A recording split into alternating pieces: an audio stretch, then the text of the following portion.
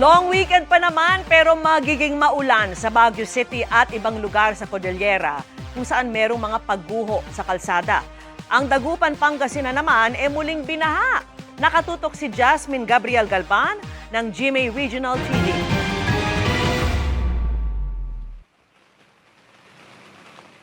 Vicky, maghapong naranasan ang malakas na buhos ng ulan sa iba't ibang bahagi ng Hilaga at Gitnang Luzon na nagresulta sa pagbaha sa ilang lugar, gaya na lamang dito sa aming kinaroroonan sa bahagi ng Mayombo, Karanglaan Road.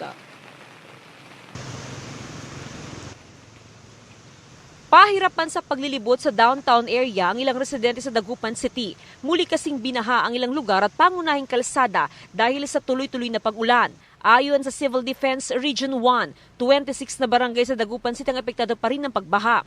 Ramdam din ang epekto ng pag-ulan sa kabuhayan ng mga fish vendors sa Magsaysay Fish Market.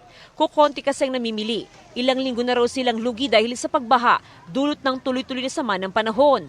Kasabay ng pag-ulan ang pagtaas din ng presyo ng mga isda. Kaisa ang lugar, sobrang taas ng presyo kasi bukod sa walang supply, wala kang mapagkuhanan. Frozen lang talaga ang ginawawala.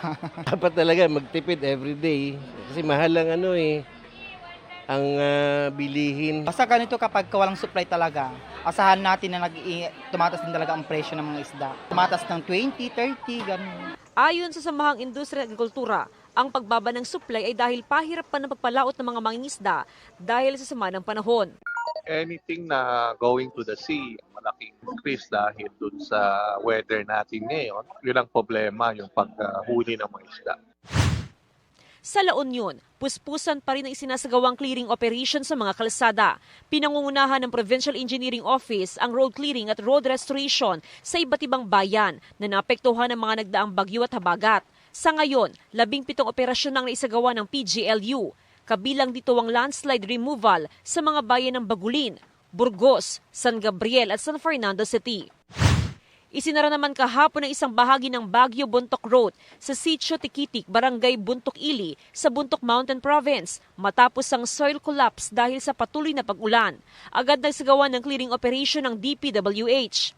Ayon sa Civil Defense Cordillera, bagamat southwest monsoon o habagat na nagdala ng pag-uulan, posible pa rin ito makapagdulot ng malaking pinsala sa mga lugar na susceptible sa pagbaha at pagguho ng lupa.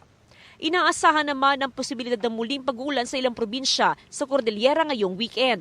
Sa tala ng Pag-asa, kabilang sa mga lugar na makakaranas ng pag-ulan ang Benguet at Baguio City. Ang forecast kasi ng Pag-asa ngayong araw hanggang bukas, 100 to 200 millimeters. Parang orange color yun. Maaring humina pero may ulan pa rin tayo inaasa.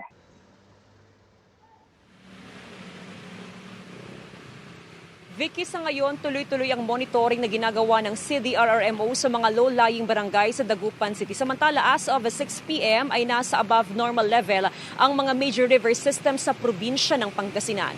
Vicky? Maraming salamat sa iyo, Jasmine Gabriel Galban ng GMA Regional TV.